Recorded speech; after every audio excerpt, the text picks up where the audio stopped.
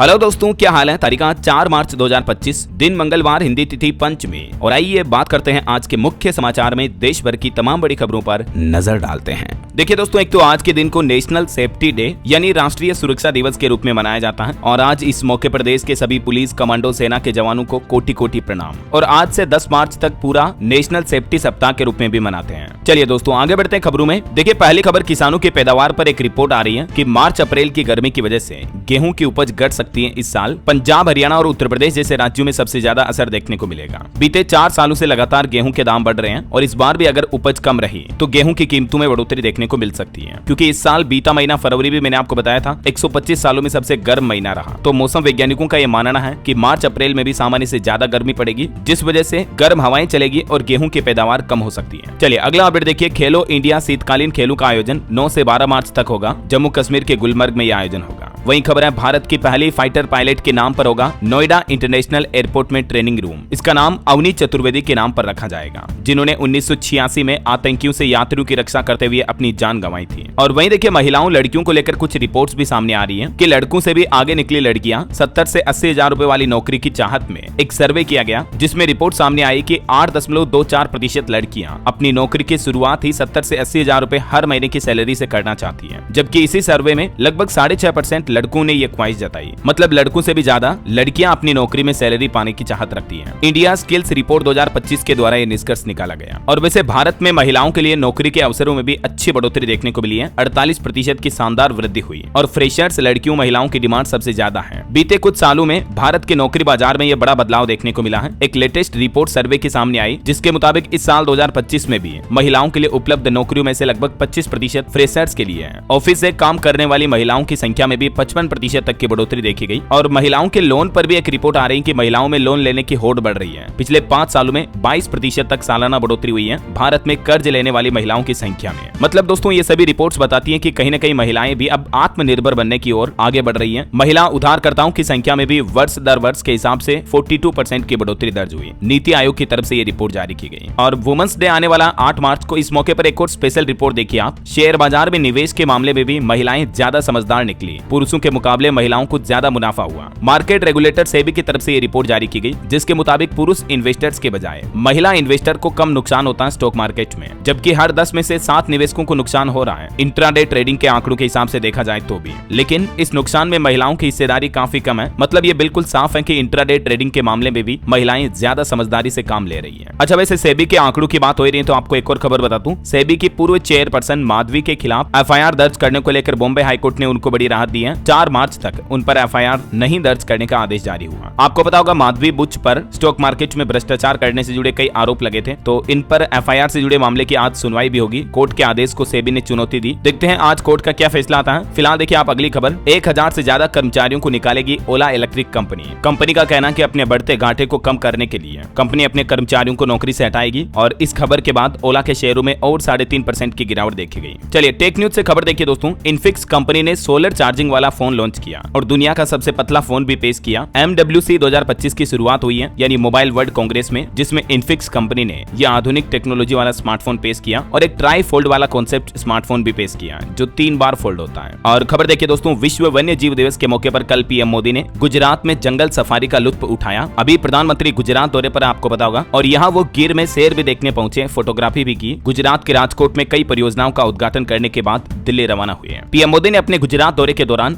गिर national park में NBWL बैठक की अध्यक्षता भी की और प्रोजेक्ट लोयन को भी मंजूरी दी। शेरों के संरक्षण से जुड़े इस प्रोजेक्ट लोयन के लिए 2900 करोड़ रुपए खर्च किए जाएंगे। एशियाई शेरों का संरक्षण किया जाएगा इस प्रोजेक्ट के तहत। अभी गुजरात के 9 जिलों में ये शेर रह रहे हैं। और विश्व वन्यजीव संरक्षण दिवस के मौके पर पीएम मोदी ने इस बैठक के दौरान एक और बड़ी घोषणा की, और वो ये कि भारत में मई महीने में होगी शेरों की भी गिनती। वर्ल्ड वाइल्ड लाइफ डे के मौके पर पीएम मोदी का यह बड़ा ऐलान देखने को मिला। मई में एशियाई शेरों की गणना होगी। इस दौरान पीएम ने चीता प्रोजेक्ट की भी जानकारी ली और इस बैठक में पीएम मोदी ने भारत की पहली डॉल्फिन गणना की रिपोर्ट भी जारी की। इस रिपोर्ट के मुताबिक दोस्तों, हमारे देश में भारत में 6300 डॉल्फिन मछलियां हैं। मध्य प्रदेश, उत्तर प्रदेश समेत 8 राज्यों का सर्वे हुआ और सबसे ज्यादा डॉल्फिन फिश उत्तर प्रदेश में पाई गई। और भी इस मौके पर प्रधानमंत्री ने वन्य जीवों के संरक्षण को लेकर कुछ बड़े अहम अहम ऐलान किए हैं, जिनकी डिटेल आप देख सकते हैं। वहीं देखिए पीएम मोदी बोले कि भारत सर्कुलर इकोनॉमी की ओर अपनी यात्रा में सीख को साझा करने के लिए इच्छुक है। चलिए अगला अपडेट देखिए, दिल्ली हाईकोर्ट का बड़ा फैसला, स्टूडेंट को स्कूल में स्मार्टफोन यानी मोबाइल फोन लाने से रोक नहीं सकते हैं। हाईकोर्ट ने कहा कि स्कूल इसके लिए गाइडलाइन फॉलो करें, पॉलिसी बनाएं। इस संबंध में एक ऑर्डर कॉपी शिक्षा निदेशालय को भी भेजी गई और दिल्ली हाईकोर्ट ने साफ साफ कह दिया कि स्कूलों में स्टूडेंट्स के लिए स्मार्टफोन ले जाने पर बैन नहीं लगा सकते हैं, बल्कि इसके लिए स्कूल और शिक्षा विभाग मिलकर नियम तय करें, ऐसा ताकि स्मार्टफोन का गलत इस्तेमाल और ज्यादा यूज ना करें बच्चे, है ना। चलिए अगली खबर देखिए, दिल्ली में स्वास्थ्य सुविधाओं और प्रबंधन पर सोमवार को विधानसभा में पेश की गई केक की रिपोर्ट। इस दौरान दिल्ली के मुख्यमंत्री बोली कि बजट सत्र 24 से 26 मार्च के बीच शुरू होगा और सुझाव के लिए ईमेल और व्हाट्सएप नंबर भी जारी किए उन्होंने। वो बोले कि हम हर वादे पूरे करेंगे। ये देख सकते हैं आप, दिल्ली बजट के लिए अगर आप भी सुझाव देना चाहते हैं तो इस ईमेल या इस व्हाट्सएप नंबर के जरिए आप अपने सुझाव दिल्ली सरकार तक पहुंचा सकते हैं। वहीं पॉलिटिक्स के कुछ और अपडेट देखिए दोस्तों, तमिलनाडु के मुख्यमंत्री ने अपनी जनता से कहा कि तमिलनाडु राज्य के लोग जल्दी बच्चा पैदा करें, वरना हमारे 8 सांसद कम होंगे। फैमिली प्लानिंग पॉलिसी राज्य के लिए नुकसानदायक साबित होगी। जहां एक तरफ भाषा विवाद चल रहा, इस बीच तमिलनाडु के मुख्यमंत्री का ये विवादित बयान भी देखने को मिला। इधर जम्मू कश्मीर के मुख्यमंत्री उमर अब्दुल्ला भी बोले कि भाजपा के साथ गठबंधन का हमारा कोई सवाल ही नहीं है, हमारा नजरिया बिल्कुल अलग है। एक भाजपा विधायक ने जो गठबंधन की संभावना जताई थी तो उस पर उन्होंने ये बयान दिया। चलिए अगली बड़ी खबर देखिए दोस्तों, अयोध्या के राम मंदिर पर ग्रेनेड अटैक की साजिश की गई। गुजरात हरियाणा पुलिस ने एक ISI आतंकी को पकड़ा।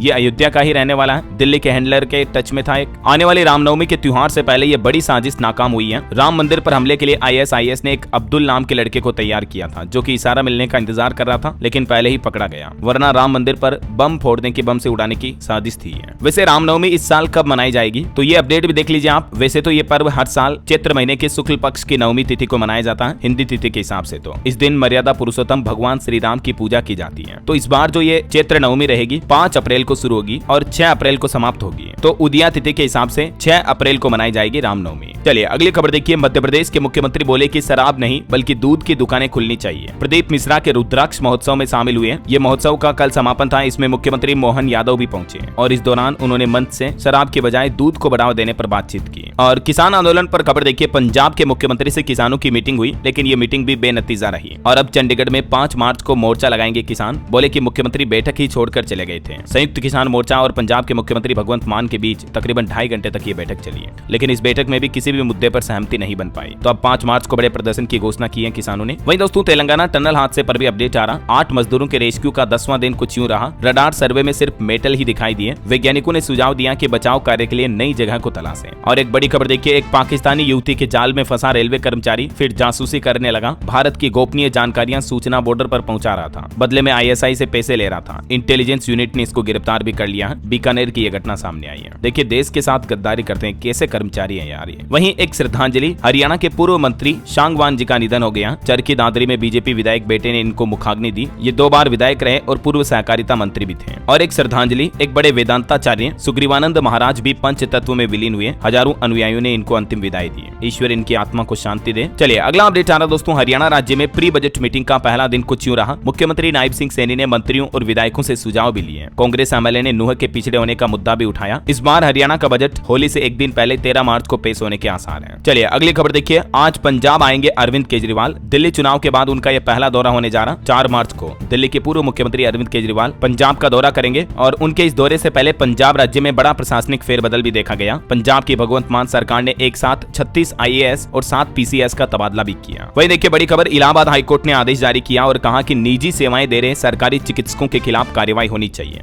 मतलब जो गवर्नमेंट डॉक्टर हैं और अगर प्राइवेट क्लिनिक चला रहे हैं तो उनके खिलाफ कार्रवाई की जाए। उत्तर प्रदेश राज्य में ये हाईकोर्ट की तरफ से सख्त निर्देश जारी किया है। और महाराष्ट्र सरकार ने अपराध को रोकने के लिए मुंबई में 4 नए रेलवे पुलिस स्टेशन को भी मंजूरी दी है, जिससे कि अब आर्थिक राजधानी मुंबई में अपराध पर लगाम लगेगी। और खबर है CLAT 2025 परीक्षा परिणामों को चुनौती देने वाली याचिकाओं पर अब अगले महीने 7 अप्रैल को दिल्ली हाईकोर्ट में सुनवाई होगी। चलिए खबर देखिए, महाकुंभ वाले IITian बाबा को जयपुर पुलिस ने पकड़ा। उन्होंने खुद की जान की धमकी दी थी। उसके बाद इनको गिरफ्तार किया गया। उनके पास गांजा वगैरह नशीले पदार्थ भी मिले। हालांकि कुछ देर में उनको जमानत पर छोड़ दिया गया। वहीं अभी कुछ दिन पहले जो कांग्रेस कांग्रेस नेता की हत्या की घटना सामने आई थी, उस पर खबर आ रही है कि उनका एक वीडियो सामने आ रहा, सूटकेस में उन्हीं का एक फेसबुक फ्रेंड उनको भर कर ले जा रहा था उनकी जान लेने के बाद। हिमानी नरवाल इनका नाम था और ये वीडियो सामने आने के बाद अब काफी हंगामा सा मचा हुआ है। इनकी मां ने तो इनका अंतिम संस्कार करने से भी इनकार कर दिया। आरोप लगाए, बोली कि हत्या के पीछे पार्टी के ही लोग हैं। वह पॉलिटिक्स छोड़ करके शादी करने वाली थी, लेकिन हरियाणा के रोहतक की ये 22 वर्षीय कांग्रेस नेता हिमानी नरवाल की मां ने इनका शव लेने से भी इनकार कर दिया। आखिर मां तो मां होती है। चलिए यूनेस्को की एक चौंकाने वाली रिपोर्ट देखिए दोस्तों।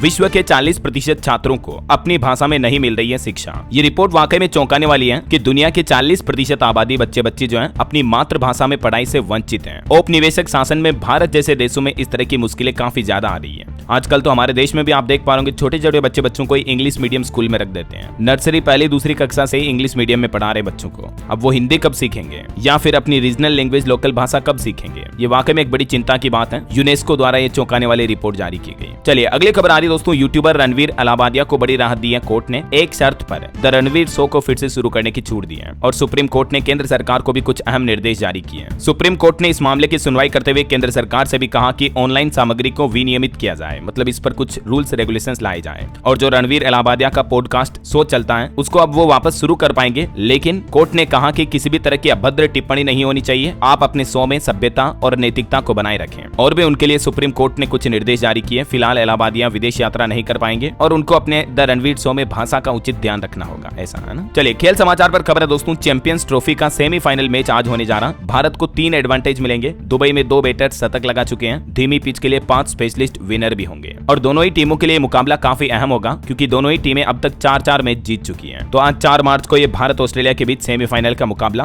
दुबई में ही खेला जाएगा, है ना। चलिए अगला अपडेट देखिए। ऑस्कर अवार्ड्स के कुछ मोमेंट्स। सेरेमनी के दौरान भूकंप के झटके महसूस हुए। इतिहास में पहली बार होस्ट ने हिंदी भाषा में ये ऑस्कर अवार्ड सेरेमनी में संबोधन दिया। लॉस एंजेलिस में ये सोमवार को 97वीं ऑस्कर सेरेमनी हुई और भारत के लिए बड़े गर्व की बात है कि दुनिया के इस ग्लोबल मंच पर हिंदी भाषा में बोला। ऑस्कर अवार्ड के होस्टकर्ता ने नमस्कार कहा और ये ग्लोबल ऑस्कर मंच पर हिंदी भाषा का सुनाई देना वाकई में भारत के लिए एक बड़ी गर्व की बात है ना। वैसे ऑस्कर अवार्ड पर अमेरिकी पॉलिसी का भी असर दिखा। गाजा पर बनी फिल्म नो अदर लैंड को मिला बेस्ट डॉक्यूमेंट्री अवार्ड और एक इस तरह के वर्कर की कहानी पर बनी अनोरा फिल्म को 5 ऑस्कर अवार्ड मिले। इनमें बेस्ट पिक्चर, बेस्ट एक्ट्रेस भी शामिल हुई। इस फिल्म अनोरा को सबसे ज्यादा अवार्ड मिले हैं ऑस्कर 2025 में और भी कई फिल्मों को अलग अलग अवार्ड दिए गए, देख सकते हैं आप। चलिए अगला अपडेट देखिए दोस्तों। बीते महीने फरवरी में भारतीय स्टार्टअप्स को फंडिंग का जबरदस्त बूस्ट मिला है। मतलब इंडिया के जो अलग अलग छोटे बड़े स्टार्टअप हैं उनको अच्छी खासी फंडिंग मिली है। भले ही स्टॉक मार्केट गिर रहा लेकिन छोटे स्टार्टअप में निवेश अच्छा आया है। और एमएसएमई के लिए एक और अच्छी खबर तो ये है कि जल्द ही लॉन्च होगी यूपीआई से डिजिटल लेंडिंग की सुविधा। सरकार एक नया प्लान कर रही है और सूत्रों के मुताबिक ये सुविधा 6 मार्च को लॉन्च कर सकती है वित्त मंत्री निर्मला सीतारमण। इस सुविधा के बाद एमएसएमई को वैश्विक स्तर पर पहचान मिल पाएगी क्योंकि डायरेक्ट यूपीआई के जरिए लोन मिल पाएगा। एमएसएमई मंत्रालय एमएसएमई को वैश्विक स्तर पर बनाने के लिए ये एक और नया प्लान भी कर रहा है। रिपोर्ट्स हैं कि अप्रैल महीने से ही एमएसएमई को यूपीआई से कर्ज लेने की शुरुआत हो सकती है और बाकी वित्त मंत्री तो 6 मार्च को एक और एमएसएमई के लिए डिजिटल लेंडिंग सुविधा भी लॉन्च कर सकती है। वहीं पीएमआई स्कीम पर भी एक अच्छी रिपोर्ट देखिए आप। एमसीए ने 3100 से ज्यादा पेड आईटी और सॉफ्टवेयर डेवलपमेंट इंटर्नशिप का भी ऐलान किया है। एमसीए यानी केंद्रीय कॉर्पोरेट कार्य मंत्रालय की तरफ से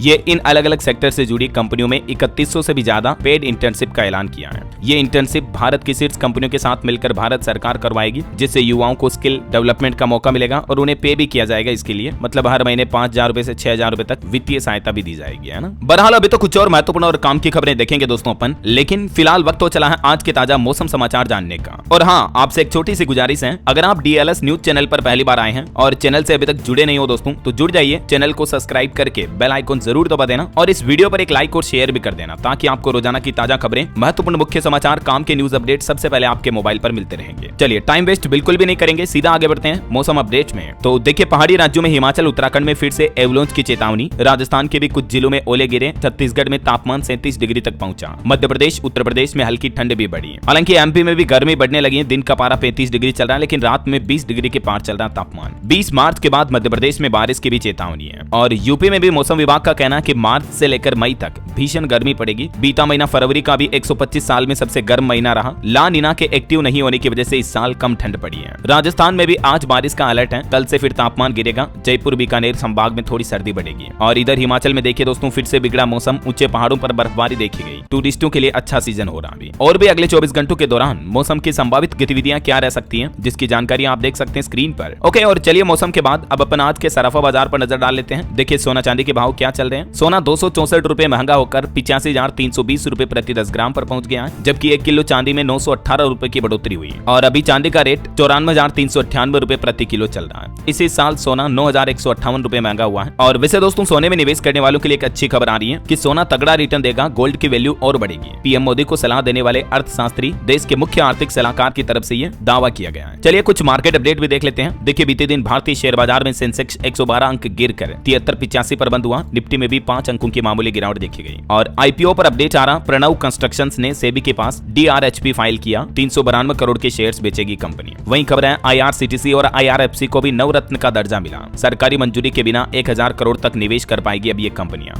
इससे इन सरकारी कंपनियों की निर्णय लेने की क्षमता बढ़ेगी, तो इन स्टॉक्स पर भी नजर रखें आप। वहीं खबर है पेटीएम ने फॉरेन इन्वेस्टमेंट गाइडलाइंस का उल्लंघन किया। ईडी ने कहा कि विदेशों से मिले फंड की जानकारी आरबीआई को नहीं दी। 611 करोड़ का नोटिस मिला था अभी ईडी का पेटीएम को, है ना। और डॉलर वर्सेस रुपीज के रेट देखिए 13 पैसे मजबूत होकर बंद हुआ रुपया भी, अच्छी बात है। वहीं खबर आ रही कि कोविड के बाद पहली बार रिलायंस इंडस्ट्रीज कंपनी के शेयर में इतनी ज्यादा गिरावट देखी गई। 2 साल के पहले के भाव पर पहुंच चुके हैं स्टॉक। हालांकि अब वापसी करने की क्षमता दिख रही है। और टीसीएस कंपनी को भी सबसे बड़ा नुकसान हुआ। अब ये कंपनी देश की दूसरी सबसे बड़ी कंपनी नहीं रही है। इसकी वैल्यूएशन में काफी ज्यादा गिरावट देखने को मिली है बीते कुछ समय से। वहीं अडानी ग्रीन एनर्जी ने बनाया नया कीर्तिमान, कंस्ट्रक्शन फैसिलिटी को 1.06 अरब डॉलर से किया रीफाइनेंस। ओके, और चलिए मार्केट के बाद आगे बढ़ते हैं खबरों में। देखिए ऑटो इंडस्ट्री से खबर है, अपडेटेड टीवीएस जुपिटर लॉन्च हुआ, जिसकी शुरुआती कीमत 76,600 रुपए है। इस स्कूटर में इमरजेंसी स्टॉप सिग्नल और वॉइस कमांड जैसे फीचर भी मिलेंगे। चलिए अगला अपडेट देखिए, रूस और यूक्रेन के बीच 1 महीने के लिए युद्ध विराम का प्रस्ताव रखा गया। हालांकि यूक्रेन के राष्ट्रपति जेलेंस्की ने कहा कि बिना सुरक्षा गारंटी के कोई बात नहीं होगी। ट्रंप से विवाद के बावजूद डील को तैयार है जेलेंस्की। तो उन्होंने कहा कि अमेरिका बुलाएगा तो दोबारा जाऊंगा, हमारी बहस से सिर्फ पुतिन को फायदा मिला। और इधर ट्रंप ने रूस के खिलाफ साइबर ऑपरेशन भी रोक दिए हैं। कार्यवाहियों का रिव्यू भी करेगा अमेरिका। यूक्रेन जंग पर साथ लाने की कोशिश की जा रही है। और यूक्रेन को मिसाइल के लिए भी 14,000 करोड़ देगा ब्रिटेन। ब्रिटिश पीएम बोले कि जेलेंस्की का दुगुना समर्थन करेंगे। तो कहीं न कहीं रूस यूक्रेन जंग एक बार फिर से बढ़ती जा रही है। और दोस्तों दुनिया में चल रहे इन हालातों पर राजनीतिक अपडेट भी देखिए आप। ट्रंप जेलेंस्की की बहस पर विदेश मंत्री एस जयशंकर बोले कि फिलहाल दुनिया सामान्य से कहीं अधिक दिलचस्प है। चलिए टेक न्यूज से अपडेट देखिए आप। Poco M7 5G smartphone Bharat में लॉन्च हुआ। इसकी शुरुआती कीमत 9,999 से शुरू है। और nothing phone 3A smartphone series भी आज लॉन्च होगी। अनुमानित कीमत 40,000 रुपए तक हो सकती है। चलिए अगला अपडेट आ रहा, उत्तर प्रदेश के कपड़ा उद्योग को मिलेगी नई पहचान। टेक्सटाइल पार्क के लिए 300 करोड़ रुपए खर्च करेगी यूपी की योगी सरकार। वहीं AI यानी आर्टिफिशियल इंटेलिजेंस को लेकर खबर देखिए आप। कंज्यूमर फोरम का नया टूल लॉन्च होने जा रहा। AI की मदद से बढ़ाई जाएगी कस्टमर की ताकत। दोस्तों आज के जमाने में समय में देश में बड़ी संख्या में लोग और कंपनियां अपने कामकाज के लिए AI का यूज कर रही है। इसी बीच अब उपभोक्ता मंत्रालय भी उपभोक्ताओं की शिकायतें सुनने और उनको समाधान देने के लिए AI का इस्तेमाल करने लगा है। और AI को एक और नई जिम्मेदारी भी दी गई। अब आपका बॉस नहीं बल्कि AI बताएगा आपकी कितनी सैलरी बढ़ने वाली है। कंपनियां अब अपने एम्प्लॉय की सैलरी इंक्रीमेंट में भी AI के जरिए वर्कर्स की एनालिसिस रिसर्च कर रही है। और मेडिकल सेक्टर में भी AI का अनोखा कमाल देखिए आप। बिना बिजली और इंटरनेट तस्वीरों से सर्वाइकल कैंसर की पुष्टि कर रहा स्वदेशी AI 90% से ज्यादा असरदार है ये मॉडल, जो कि पुणे स्थित एक स्टार्टअप कंपनी के द्वारा तैयार किया है। और रोजगार के मोर्चे पर एक रिपोर्ट आ रही दोस्तों की देश में रोजगार तो बढ़ रहा है, लेकिन महंगाई के हिसाब से लोगों के वेतन यानी तनख्वाह में उतनी बढ़ोतरी नहीं हो रही है। तो कहीं न कहीं नौकरी और कौशल एक ही सिक्के के दो पहलू हैं। जाने माने अर्थशास्त्री विरमानी की तरफ से ये भारत में रोजगार और सैलरी को लेकर आकलन लगाए गए हैं। वहीं इस बीच पीएम मोदी के प्रधान सचिव भी बोले कि आत्मनिर्भरता ही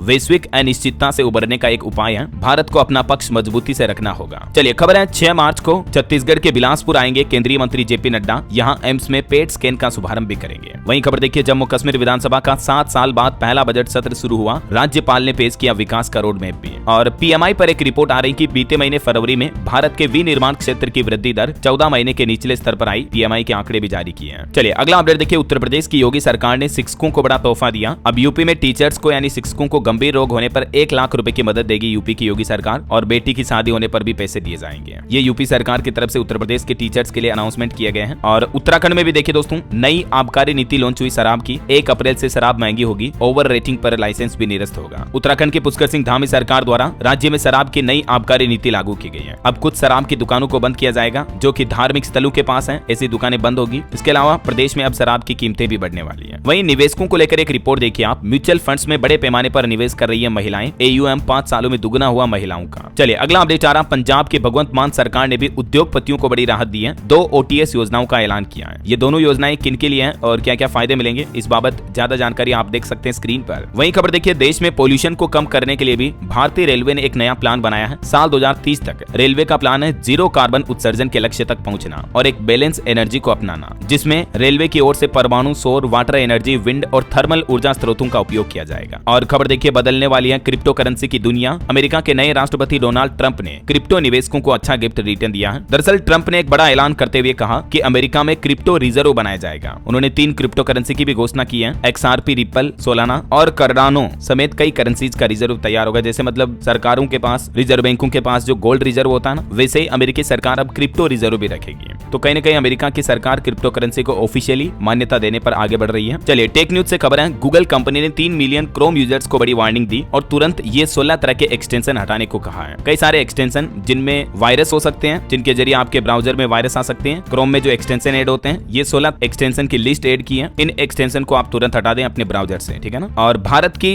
ड्रग इंडस्ट्री पर भी रिपोर्ट आ रही कि तेजी से बढ़ रहा भारत का API मार्केट 2030 तक $22 अरब का हो जाएगा। API यानी एक्टिव फार्मास्यूटिकल इंग्रेडिएंट, दवाइयों का मार्केट अच्छा खासा बढ़ रहा है भारत में। अभी भारत विश्व में तीसरा सबसे बड़ा API उत्पादक देश बन चुका है। वहीं खबर देखिए, जन औषधि दिवस 2025 के मौके पर देश भर में 25 स्थानों पर हेरिटेज वॉक का आयोजन किया गया और इस मौके पर सरकार ने एक और बड़ी घोषणा भी की है। अब सबको सस्ती दवाइयां मिल पाएगी। जल्दी हमारे देश में 25,000 नए जन औषधि केंद्र भी खोलेगी सरकार। अलग अलग राज्यों में ये केंद्र खोले जाएंगे, जिनके जरिए आम लोगों तक सस्ती दवाओं की पहुंच बढ़ाई जाएगी। हर साल 7 मार्च को यह जन औषधि दिवस के रूप में मनाया जाता है ना। चलिए अगली खबर देखिए, गृह मंत्री अमित शाह का कहना है दूसरी श्वेत क्रांति की दिशा में आगे बढ़ा हमारा देश। बायोगैस का NDDB मॉडल 250 जिला सहकारी समितियों में शुरू होगा। उन्होंने हमारे देश में बायोगैस उत्पादन को बढ़ावा देने पर भी जोर दिया। इसके अलावा भी सरकार का एक और नया मिशन देखिए आप, हाइड्रोजन फ्यूल वाले व्हीकल्स के लिए 5 नए पायलट प्रोजेक्ट लॉन्च किए हैं भारत सरकार ने। बसों और ट्रकों में हाइड्रोजन फ्यूल का उपयोग बढ़ाया जाएगा। नवीकरणीय ऊर्जा मंत्रालय द्वारा यह नए मिशन को आयोजित किया गया है। इस मौके पर देश के प्राकृतिक गैस मंत्री हरदीप सिंह पुरी ने भी कहा कि दुनिया का तीसरा सबसे बड़ा बायोफ्यूल उत्पादक देश बनकर उभरा हमारा भारत। चलिए अगला अपडेट आ रहा, देश के chief of defence CDS Anil Chauhan 4 से 7 मार्च तक ऑस्ट्रेलिया की आधिकारिक यात्रा पर जा रहे हैं। वहीं हमारे देश के रक्षा मंत्री राजनाथ सिंह ने बेल्जियम की राजकुमारी एस्ट्रिड और वहां के रक्षा मंत्री से मुलाकात की। भारत के रक्षा क्षेत्र में बेल्जियम के निवेश का भी स्वागत किया।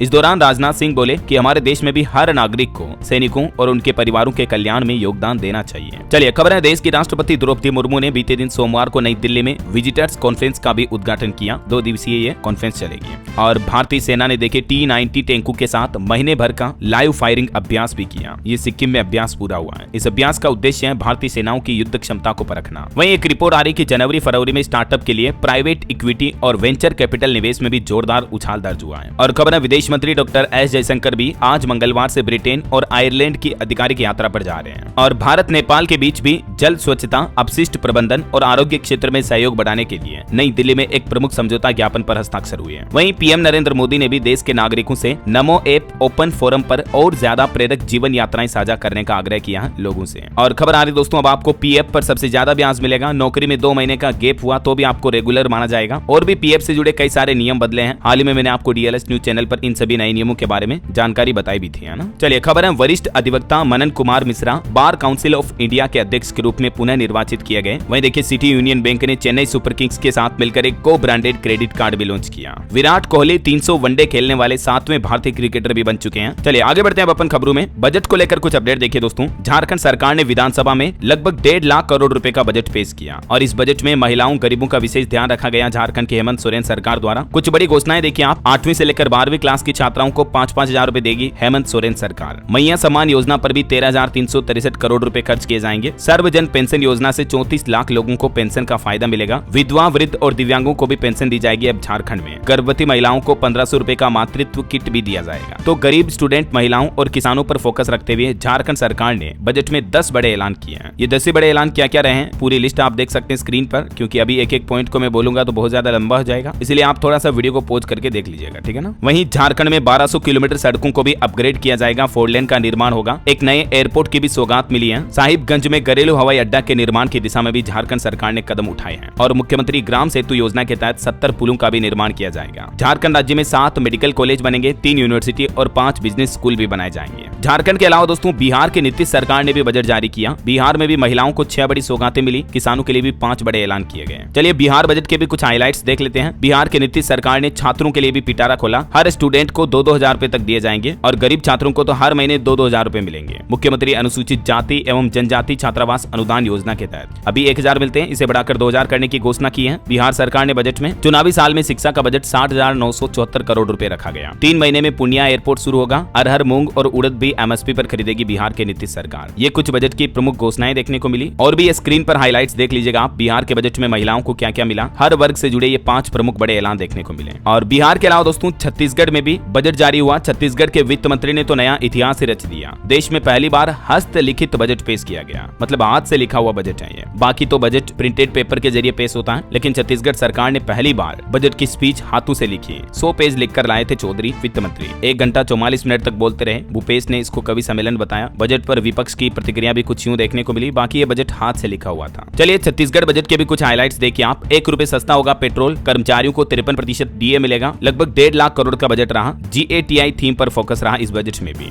ज्ञान और गांधी थीम को बढ़ावा दिया गया। शिक्षा विभाग को सबसे ज्यादा पैसा मिला। 10,000 नौकरियां निकाली जाएगी। कोई नया टैक्स नहीं लगाया गया। शिक्षा के क्षेत्र में छत्तीसगढ़ बजट में क्या क्या बड़ी घोषणाएं हुई देख सकते हैं आप। और ये कुछ नई योजनाएं भी शुरू की जाएगी छत्तीसगढ़ में। और किसानों के लिए कृषि क्षेत्र में ये बड़े ऐलान किए गए। हेल्थ सेक्टर को लेकर स्वास्थ्य में भी ये ऐलान हुए। महिलाओं और बच्चों को भी बजट में क्या क्या मिला देख सकते हैं आप जानकारी। पत्रकारों के लिए भी बजट में ये कुछ बड़े अनाउंसमेंट हुए। युवाओं और रोजगार को लेकर भी ये घोषणाएं की गई। पर्यटन के क्षेत्र में भी ये अनाउंसमेंट रहे। PWD को छत्तीसगढ़ के बजट में क्या मिला ये भी देख लीजिएगा। और सामाजिक कल्याण के लिए भी ये अनाउंसमेंट हुई है। ठीक है, मैंने हाइलाइट्स बता दिए आपको सारे। अगर आप छत्तीसगढ़ राज्य के हैं तो थोड़ा वीडियो को पॉज करके देख लीजिएगा। बाकी मैं दिन में अलग से और डाल दूंगा भले वीडियो। GATI गाती थीम का मतलब क्या है देख सकते हैं आप। ये कुछ छत्तीसगढ़ राज्य के बजट की बड़ी बातें रही। ठीक है ना। चलिए अब अपन आगे बढ़ते हैं खबरों में। देखिए झारखंड में महिलाओं और बच्चों के साथ हो रही आपराधिक घटनाओं को लेकर DGP ने गंभीर चिंता जताते हुए 6 मार्च को इन मामलों की समीक्षा करने का फैसला लिया है। वहीं खबर देखिए विवाह के बंधन में बंधी कवि कुमार विश्वास की बेटी अग्रता बिजनेसमैन पवित्र के साथ 7 फेरे लिए। और बड़ी खबर देखिए होली जैसे त्योहार के मौके पर मिठाइयों में मिलावट करने वालों की खेर नहीं, पूरे राज्य में SOP जारी हुई। उत्तराखंड सरकार ने ये चेतावनी जारी की है। और खबर देखिए बिहार में जीविका दीदियों को जल्द ही मिलेगा एक और नया काम। नीतीश सरकार महिलाओं के लिए भी ये नया योजना बना रही है। खबर है 1 अप्रैल को खत्म हो जाएगा हरियाणा हाउसिंग बोर्ड। HSVP में ट्रांसफर होंगे कर्मचारी भी। वहीं देखिए उत्तर प्रदेश के हाथरस में क्रूड ऑयल मिलने की संभावना जताई गई। अल्फा जियो कंपनी को मिले नेचुरल गैस होने के संकेत, अब मशीनों से जांच होगी। चलिए अगला अपडेट आ रहा है। राजस्थान की राजश्री स्कीम का नाम अब लाडो प्रोत्साहन योजना रखा गया है। बेटियों को 5 से 50 हजार रुपए तक लाभ मिलता है इस योजना के तहत। वहीं खबर देखिए अब कतर में भी आप UPI के जरिए पेमेंट कर सकेंगे। इसकी टेस्टिंग पूरी हुई, जल्दी सुविधा शुरू कर दी जाएगी। और बड़ी खबर आ रही है 5वीं और 8वीं बोर्ड परीक्षाओं पर हाईकोर्ट ने बड़ा फैसला सुनाते हुए कहा कि इस साल राज्य सरकार निजी स्कूलों में परीक्षा नहीं ले पाएगी। छत्तीसगढ़ हाईकोर्ट की तरफ से छत्तीसगढ़ राज्य में यह आदेश जारी किया है। वहीं हिमाचल सरकार की बड़ी घोषणा देखिए अब हर महीने मिलेगी सामाजिक सुरक्षा पेंशन। अब त्रैमासिक या 6 माही आधार पर नहीं बल्कि हर महीने मासिक आधार पर यह पेंशन की धनराशि दी जाएगी, है ना। चलिए बैंकिंग न्यूज से खबर है दोस्तों डेबिट कार्ड से जुड़े कुछ नियमों में बदलाव हुआ है। NPCI की तरफ से ऐलान किया गया 1 अप्रैल से ही रुपे सेलेक्ट डेबिट कार्ड के यूजर्स के लिए कुछ नई सुविधाएं शुरू की जाएगी। ठीक है ना, ये नए नियम लागू होने जा रहे हैं। और इलेक्शन पर खबर देखिए दोस्तों महाराष्ट्र विधान परिषद की 5 सीटों पर उपचुनाव का ऐलान हुआ। 27 मार्च को वोटिंग होगी और उसी दिन नतीजे भी आएंगे। चलिए खबर है उत्तर प्रदेश के 91,000 शिक्षक वेतनमान न मिलने से परेशान हैं। ऑनलाइन व्यवस्था है फिर भी दफ्तरों के चक्कर काटने पड़ रहे हैं। काफी टीचर्स को समय पर सैलरी नहीं मिल पा रही है। वहीं खबर देखिए आप बिहार के नीतीश सरकार ने जबरदस्त ऐलान किया 7 शहरों में एयरपोर्ट बनाए जाएंगे। SC/ST छात्रों महिलाओं पर भी फोकस रहा। ये बजट के कुछ ऐलान रहे, मैंने आपको बताया हाइलाइट्स। तो इसके अलावा बिहार के सभी राज्यों के शहरों में पिंक बसें भी चलेगी। महिलाओं को ई-रिक्शा और स्कूटी खरीदने पर सब्सिडी भी दी जाएगी। वहीं बिहार में जल्द ही एक नई नीति भी लागू होने वाली है। आसमान छुएगी प्रदेश की इकोनॉमी। नीतीश सरकार ने बिहार राज्य में निवेश और उद्योगों को बढ़ाने के लिए ये नई औद्योगिक नीति लागू करने का प्लान बनाया है। बिहार बक्सर में भी बनेंगे 7 नए सब स्टेशन। बिजली की समस्या दूर होगी। विद्युत विभाग ने तैयारियां शुरू की। और बिहार में प्रॉपर्टी रजिस्ट्री के लिए खत्म होगा कागजी झंझट। अब सभी निबंधन कार्यालय पेपरलेस होंगे और डिजिटली तरीके से प्रॉपर्टी रजिस्ट्रेशन की पूरी प्रक्रिया होगी। और जमीन मालिकों को भी नीतीश सरकार ने बड़ी खुशखबरी दी है। पैतृक संपत्ति के बंटवारे को लेकर एक बड़ा ऐलान किया गया है। एक तो सभी की रजिस्ट्री वगैरह ऑनलाइन होगी। इसके अलावा ऑनलाइन निबंधन को बढ़ावा देने के लिए स्टाम्प ड्यूटी में भी छूट दी जा रही है नीतीश सरकार द्वारा। लैंड म्यूटेशन को लेकर भी बिहार सरकार ने ये नई गाइडलाइन जारी की है, जिसके तहत दाखिल खारिज की प्रक्रिया में होने वाली गलतियों को भी सुधारने का अधिकार अब फिर से अंचल अधिकारियों को दिया गया है। चलिए कुछ और स्टेट न्यूज अपडेट देख लेते हैं। देखिए राजस्थान में अब नाइट टूरिज्म को बढ़ावा दिया जाएगा। जयपुर समेत प्रमुख शहरों में रात की रोशनी में सांस्कृतिक कार्यक्रम आयोजित किए जाएंगे। इन सभी राज्यों में